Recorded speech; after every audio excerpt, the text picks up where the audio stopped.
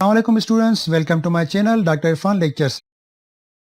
Students, आज हम ads disease के बारे में पढ़ेंगे।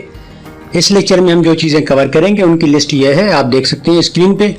सबसे पहले हम देखेंगे कि एड्स है क्या, इसकी डेफिनेशन पढ़ेंगे। उसके बाद हम देखेंगे एड्स के कौन से काजेज हैं। उसके बाद हम जाएंगे कि एड्स किस तरह फैलती है, उसकी ट्रांसमिशन क्या है, इसके रिस्क ग्रुप्स कौन से होते हैं, इसके साइंस एंड सिम्टम्स कौन सी हैं। उसके बाद हम देखेंगे इसकी डायग्नोसिस किस तरह होती है, और उसके बाद हम देखेंगे कि एड्स को हम किस तरह प्रिवेंट कर सकते हैं, और उसके बाद हम एड्स का ट्रीटमेंट पढ़ेंगे। अगर किसी को एड्स हो जाती है तो उसका क्या इलाज है। लेकिन उससे पहले अगर आप लोगों ने मेरा चैनल अभी तक सब्सक्राइब नहीं किया है तो मेरे चैनल को सब्सक्राइब करें, फिर बेल के बटन पर टिक करें ताकि मैं जब भी न्यू लेक्चर अपलोड करूं आप लोगों को नोटिफिकेशन आ जाए। तो आइए शुरू करते हैं। सबसे पहले हम देखते हैं कि एड्स है क्या, इसकी डेफिनेशन पढ़ते हैं। सबसे पहले मैं बताऊंगा कि एड्स का जो फुल फॉर्म है वो है acquired immuno deficiency syndrome. Students, जिस इंसान को भी एड्स हो जाती है तो उसका इम्यून सिस्टम बहुत ज़्यादा वीक हो जाता है, इतना वीक हो जाता है, इतना कमज़ोर हो जाता है कि उसको एक डिजीज़ के साथ बहुत ज़्यादा डिजीज़ हो जाती हैं। तो इसीलिए क्योंकि उसका इम्यून सिस्टम वीक है तो उसमें अगर कोई भी इन्फेक्टेड ऑर्गन जाता है तो उसके खिलाफ उसकी बॉडी फाइट नहीं कर पाती, जिसकी वजह से उसको बहुत ज़्यादा बीमारियाँ हो जाती हैं। इसीलिए हम इसको सिंड्रोम कहते हैं, ना कि डिजीज़।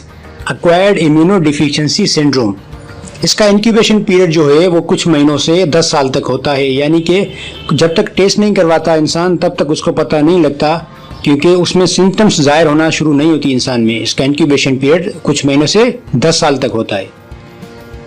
रिपोर्ट के मुताबिक HIV के अभी तक दुनिया में 37.9 मिलियन इन्फेक्टेड पीपल हैं, यानी कि 37.9 मिलियन लोगों को HIV है, और अभी तक HIV की वजह से 25 मिलियन लोगों की मौत हो चुकी है। अब हम देखते हैं कि HIV किस वजह से होती है। अब हम देखते हैं कि जो एड्स है वो किस वजह से होती है। एड्स जो है HIV वायरस की वजह से होती है, जिसका फुल फॉर्म है human immuno deficiency virus. HIV के दो टाइप्स हैं, HIV वायरस 1 और HIV वायरस 2। ये आपके सामने फिगर है HIV की, देख सकते हैं। अब हम देखते हैं कि इसके रिस्क ग्रुप्स कौन से होते हैं HIV इन्फेक्शन के।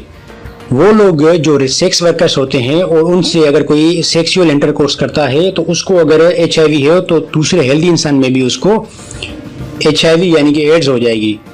जो ट्रांसपोर्ट वर्कर्स होते हैं वो भी रिस्क ग्रुप पे होते हैं, क्योंकि वो महीनों तक अपने घर से, अपनी फैमिली से, अपनी बीवियों से दूर होते हैं, इसीलिए वो कहीं दूसरी सेक्सुअल इंटरकोर्स करते हैं तो उनको भी HIV होने के चांसेस बढ़ जाते हैं।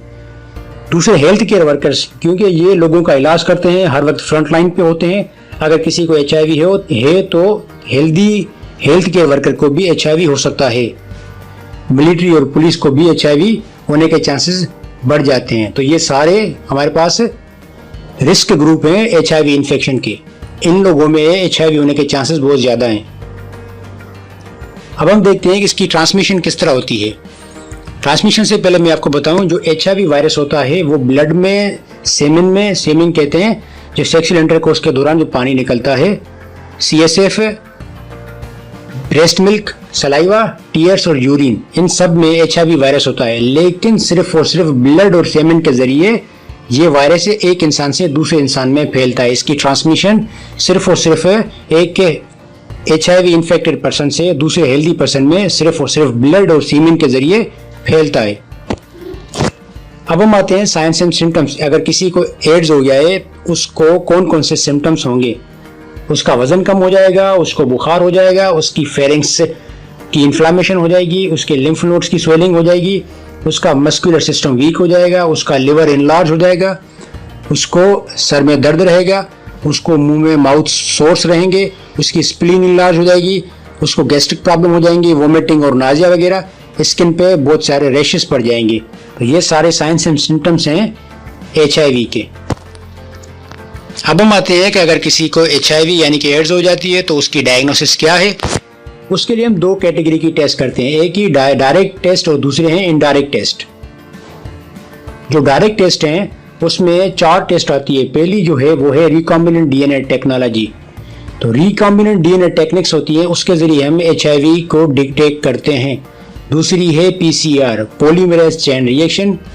तीसरी है ELISA test, enzyme linked immunosorbent serologic assay. और चौथी है वायरल आइसोलेशन इन कल्चर। ये 4 टेस्ट डायरेक्ट टेस्ट में आती है। जो इनडायरेक्ट टेस्ट होती हैं उनकी लिस्ट है लिम्फ नोड बायोप्सी, दूसरी है लिम्फोपीनिया और तीसरी है CD4 काउंट्स। ये 3 टेस्ट हैं इनडायरेक्ट और ये 4 हैं डायरेक्ट। इस तरह हम HIV की डायग्नोसिस कर सकते हैं। अब आते हैं कि HIV से हम प्रिवेंट खुद को कैसे करें, किस तरह हम बचाएं, कि लोगों को के अवेयरनेस किस तरह दें, किस तरह हम लोगों को बचा सकते हैं कि HIV ना हो।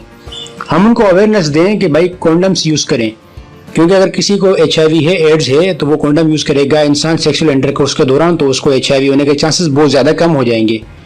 अगर किसी को HIV है और वो एक ब्लेड, शेविंग ब्लेड यूज़ करता है, नीडल या सिरिंज यूज़ करता है, और वही सिरिंज है और अगर किसी दूसरे इंसान को और वही शेविंग ब्लेड कोई दूसरा इंसान यूज़ करता है जिसको HIV नहीं है, तो इस तरह एक HIV इन्फेक्टेड पर्सन से दूसरे हेल्दी पर्सन में HIV ट्रांसमिट हो जाती है। अगर किसी इंसान को HIV है, अगर वो ब्लड किसी हेल्दी इंसान को डोनेट करता है तो उसको भी HIV हो जाएगी। रिहेबिलिटेशन ऑफ HIV केसेस, और चौथी जो है strict sterilisation techniques in hospitals and clinics, कि वहाँ पे जो भी चीज़ें इस्तेमाल होती हैं सर्जरी में या फिर दूसरी जगह पे, उनकी अच्छी तरह से स्टरलाइजेशन की जाए ताकि उसमें जो HIV का वायरस है वो मर जाए, दूसरे लोगों में ट्रांसमिट ना हो। अब आते हैं कि ट्रीटमेंट पे, अगर किसी को HIV हो जाती है उसका ट्रीटमेंट क्या है। 1987 में इसका जो ट्रीटमेंट होता था वो न्यूक्लियोसाइड एनालॉग के जरिए होता था। ये HIV को ख़त्म नहीं करता था, सिर्फ और सिर्फ HIV की ग्रोथ को स्लो करता था। उसके बाद जो दूसरा ट्रीटमेंट शुरू हुआ वो है प्रोटीएज इनहिबिटर्स के जरिए। ये सिर्फ और सिर्फ HIV की लेवल को डिक्रीज करता है, ना कि HIV को ख़त्म करता है। उसके बाद तीसरा जो ट्रीटमेंट शुरू हुआ 1996 में वो है NNRTIS, non nucleoside reverse transcriptase inhibitors. 2006 में एक और ट्रीटमेंट इसका शुरू हुआ एट्रिप्ला। ये वो ड्रग है जो कॉम्बिनेशन है सस्टिवा और ट्रूवेडा, इन दोनों ड्रग्स का कॉम्बिनेशन है। आज का सवाल है, एड्स किस वजह से होती है? जिनको जवाब आता है वो नीचे कमेंट में बता सकता है। Thank you students. अगर आप मेरे दूसरे लेक्चर पढ़ना चाहते हैं, जैसे लंग्स के बारे में, किडनी के बारे में, लिवर के बारे में, ब्रेन के बारे में, आई के बारे में, तो आप मेरे चैनल पर जाएं और चैनल के अंदर आप मेरे दूसरी वीडियोस देखें। और अगर आपको मेरी वीडियो अच्छी लगे तो मेरी वीडियो को लाइक करें, शेयर करें अपने दोस्तों के साथ और चैनल को सब्सक्राइब करें। Thank you.